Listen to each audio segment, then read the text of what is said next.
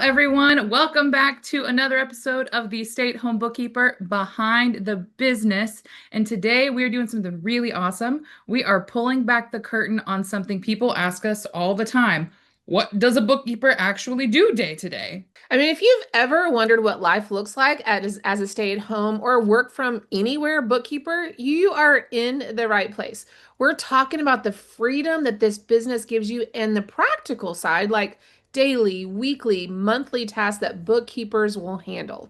Yes, and who better to talk about this subject than Tracy Rosenberry, our very own head of education and lead mentor here at the Stay-at-Home Bookkeeper. Tracy, how you doing? Okay.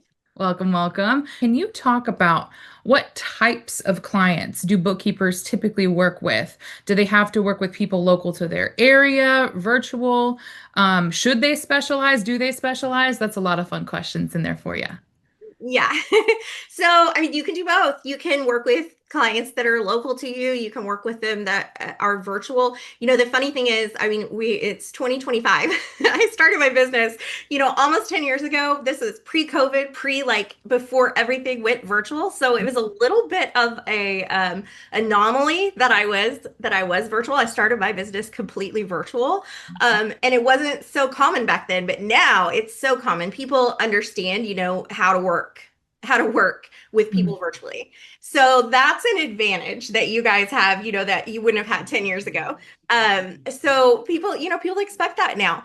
And I have clients out of state. I have clients in state. I focused a lot on networking events that were local. So I do have a lot of local clients, but even with local clients, I keep everything virtual. So I'm going to tell them, hey, I'm not doing paper drop-offs. We're not doing in-person meetings. I'm going to set those expectations up front because that helps me keep everything more efficient and streamlined. If I'm constantly out chasing documents or going to people's places of business, that's going to cut into my day. And I want to be able to serve more clients more efficiently and, keep that flexibility.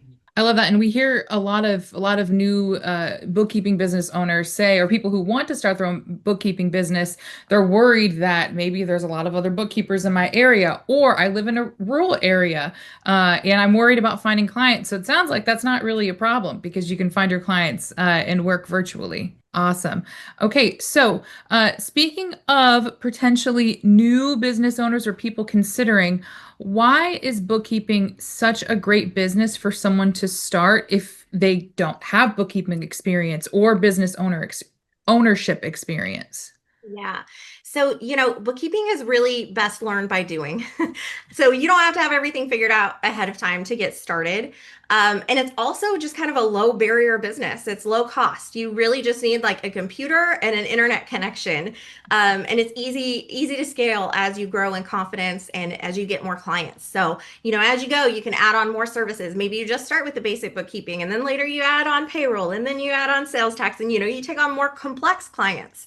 So you can really kind of start small and learn as you go.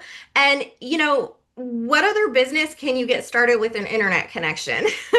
I mean, most you're going to have to, you might have to go find a place to lease and you've got that expense or you might have to have $20,000 in inventory or, like just a lot of businesses take a lot to get started and bookkeeping is just really low barrier to entry. So it's a great first business. I think I was going to ask you a question. I think you kind of just took my answer, but maybe you have one more thing. So I was going to ask you, like, what is one thing that people are surprised to learn about being a bookkeeper? And you mentioned that you only have to be able to plug into the internet, but that would be one. But is there something else that they would be surprised to learn? So, yeah, actually, I think that, a lot of people think it's all about numbers, but it's not. It's really so much more about relationships. So, as far as numbers go, the software is going to do most of the math. You're not sitting there, with your adding machine counting up numbers all day. You're going to spend more time communicating with clients, building trust, helping them understand their numbers. It's a relationship business, and that's what it really is. I 100% agree. And I think that that's the best part. And is if you can talk to people and if you can just be somewhat organized, that's all you have to have. Everything else kind of just you go with it, right? So Here's another one that we get a lot, and I see people, and again, if you have questions too, pop them in below. We want to make sure that we're answering the questions that we see coming in. If this is you and you're excited about this, I also want you to put maybe your favorite emoji. I want to make sure that you guys are listening here. One of the questions that I did see come up on previously was, I'm really nervous. I don't have the technical skills. I don't have a technical side of me. So, I don't know that I can do this. So, what would you say to that person here that's saying, I'm nervous about that technical side and how hard is it to learn? What would you say to them?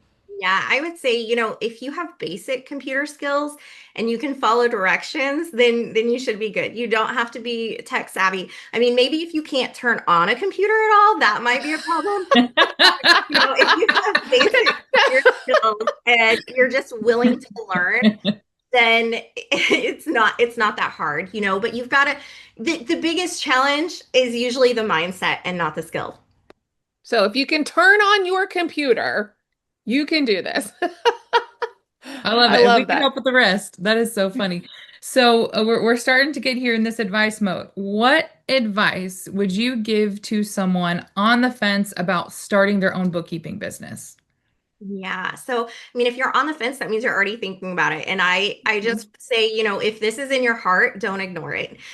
You might be nervous to get started, but imagine going forward 10 years and then looking back and saying, what if I did that? You're gonna see so many, if you watch our channel, you're gonna see so many success stories. And would you want to look back in 10 years and say, gosh, that could have been me, or I wonder if that could have been me?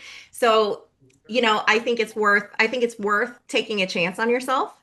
And I can only imagine how my life would be so different if I didn't take a chance on myself so many years ago. So that's what I would I say. think I think the key is you're going to be somewhere in 5 years, in 10 years. So where are you going to be? Take that leap. I mean, we will not let you fail here at all. Like that's the one thing I know about all the coaches is they're so incredibly amazing and they help you and they hold your hand along the way. You're not going to fail. So where are you going to be? You're going to be somewhere in the couple years. You might as well be here making a lot of money. Absolutely. And I love what you said. I'm gonna write this on the sticky note and keep it on my desk. If it is in your heart, don't ignore it. That is such an Mhm. important piece, trusting your gut, trusting your dreams and where you want to go, and then letting mentorship or other people in your life, help you pull you up along the way. I loved that. That's gonna be one of my new quotes that I save. So, Tracy, I want to sum it all up.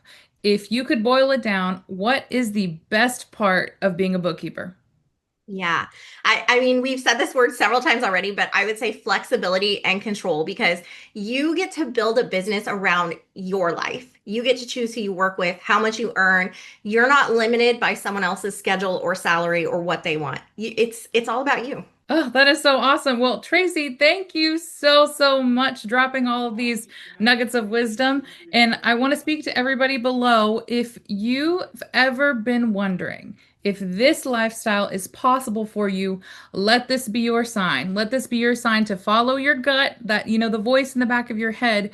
You do not have to stay stuck in a career that doesn't fit your life. If this is you while she's bringing that up, drop me. Just put me there in the chat. We want to make sure that you're engaged here. I want to see some me's. There you go. Yes, and for anybody who is dropping below me or you are ready to engage, go ahead and scan this QR code. You'll grab a chance to speak with someone on our team. We want to get to know you. We want to know your story. Where are you at in your life? Where do you want to be? And we'll help you fill in the blanks. So go ahead, scan that code. We'll also drop a link below for everyone. But I just want to say thank you, Tracy. Thank you, Deanna. Any last words of wisdom before we head out for the day? Nope, stay tuned. Tracy, thank you for always sharing and giving back to our community. And if you are even on that fence, scan that QR code, talk to our team. We will help answer any more questions that maybe we didn't answer here today for you. And if you would like to personally work with Tracy, this is your time. So do it now. It's great. Awesome. Thanks. Bye, everybody. See you on the next one.